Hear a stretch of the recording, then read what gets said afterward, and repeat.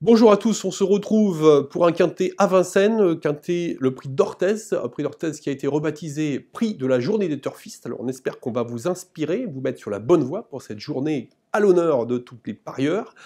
Donc c'est un quintet qui s'adresse à des 4 ans, mâles et femelles.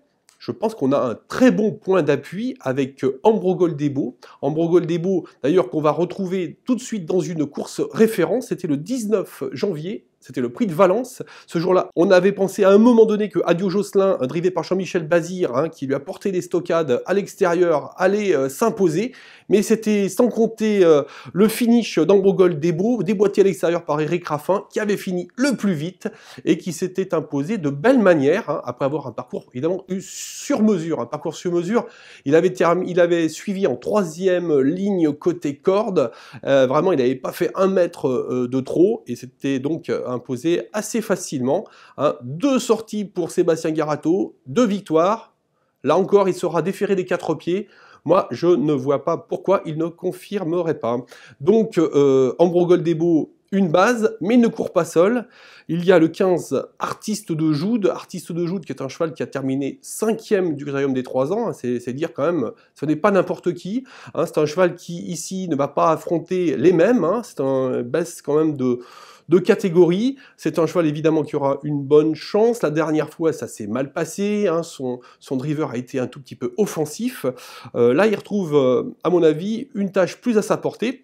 Et justement, on va aller écouter Pierre Vercruys qui a été interrogé par Kevin Baudon, qui est allé à sa rencontre à Vincennes.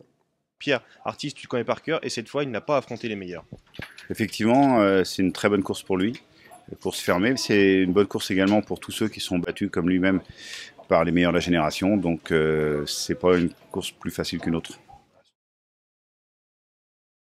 Oui, encore ça, beaucoup de partants, ça peut des fois être un avantage parce que ça sera moins une course tactique.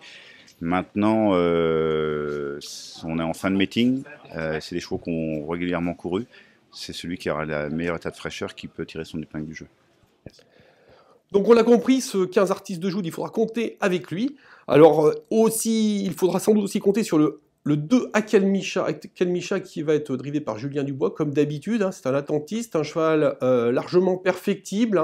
Bon, il commet parfois des bêtises, il tire un peu, mais on l'a vu à un très bon niveau. Moi, je trouve que la dernière fois, il a été rassurant. Il ne faut pas oublier sa 4e place dans le prix Tonac de Villeneuve.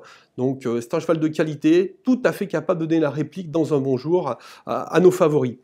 En 4e position, attention à lui, c'est le 3 Duke of Greenwood.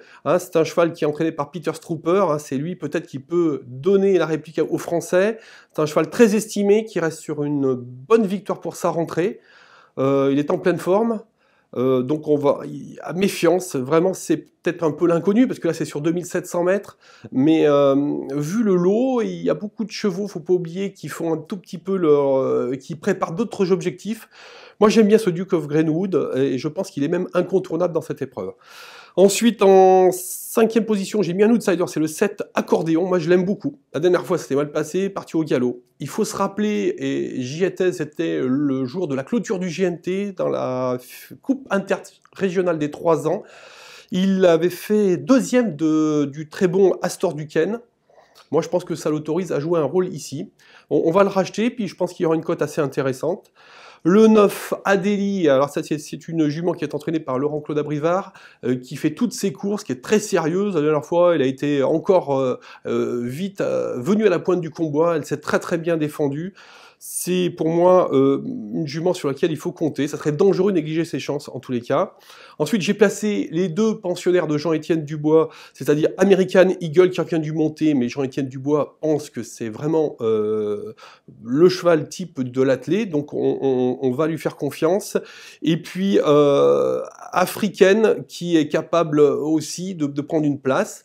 Africaine, je l'ai passé toutefois en 9e position. J'ai voulu absolument faire rentrer en 8 chevaux L'italienne, ça fera plaisir à notre ami Michel Burgio d'ailleurs, l'italien Rambo Di Cannon qui reste sur une performance assez prometteuse, 4e du prix Charles Tiersolin.